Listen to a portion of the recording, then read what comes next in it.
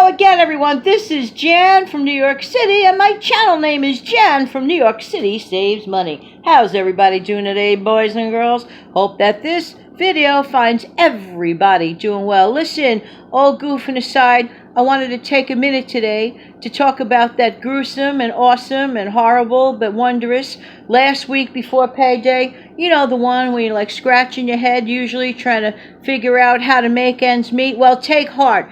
There's actually a way to prevent some of the problem. And of course, the first preventative measure is to make sure that you save a little bit of cash every single day during the better times. I don't know how many times I'm going to say it so you know where I'm going with this.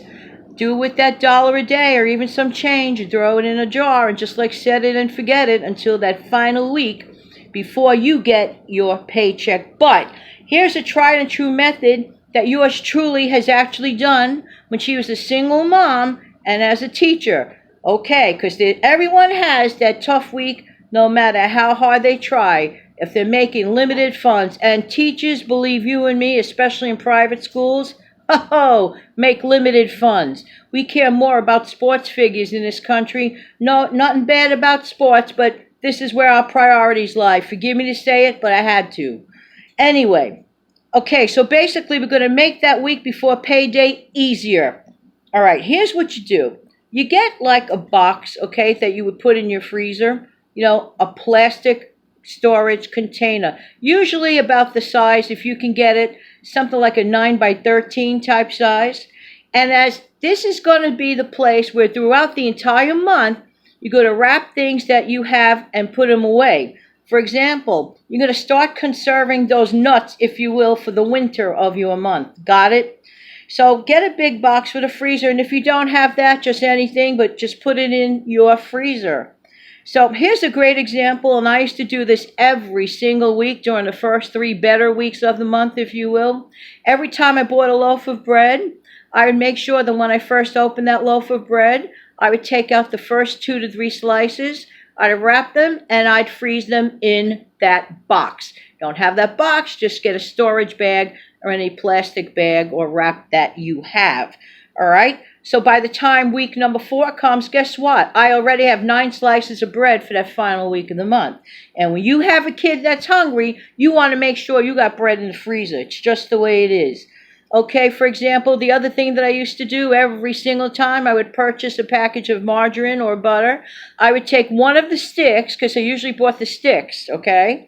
I would take one of the sticks, I would cut one of those sticks in half, I would wrap that up in aluminum foil, and I would throw that in my freezer box. Again, that's like food storage, my own mini food bank in the freezer. So I always had at least margarine or butter to go with that bread, okay?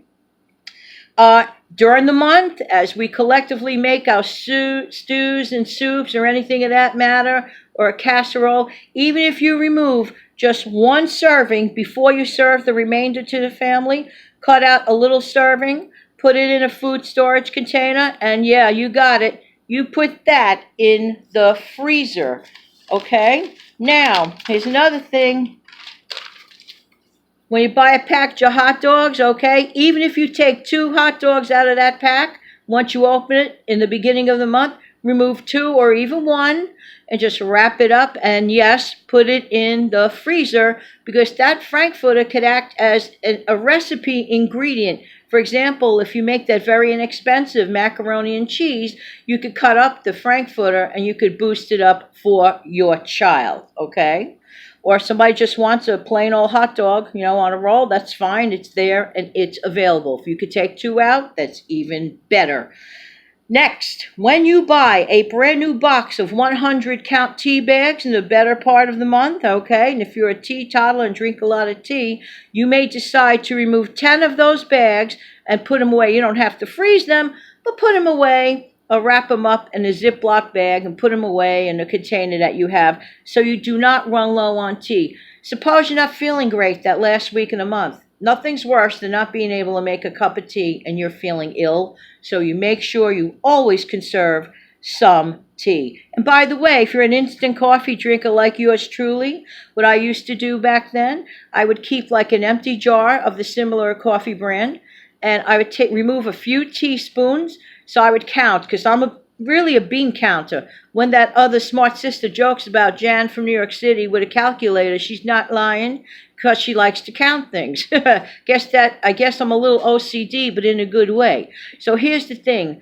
Take out, like, let's say 7 teaspoons or whatever it is that you have. If you have 1 teaspoon per day per cup, put enough away for that week, and you are set for that final week, be it with tea or with instant coffee. I also strongly advise, even if you get it at the Dollar Tree, that non-dairy coffee creamer, the powdered white one, put that away for in general, for in case you run out of milk. It really serves as an adjunct in between your milk use when you have coffee, okay? So that's a very, very good thing to do throughout the month. If you make a beautiful roast or a beautiful ham or chicken, cube some of the leftovers up, and again, wrap that up nicely and put it in the freezer, okay?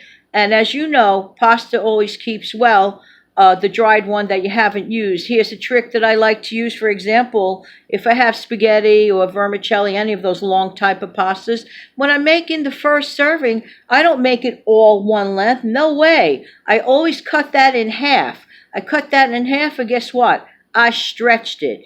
And you can do the same. One more thing, lentil and pea soup, homemade, freezes beautifully. So if you make that in the beginning time of the month, again, take a couple of ladles full, put it in some single serving containers if you want, and you freeze them, okay? Okay, so if you follow all these tricks and tips, and if you saved a little bit of cash in the beginning, best times of the month, your last week of the month will not, I repeat, seem that bad.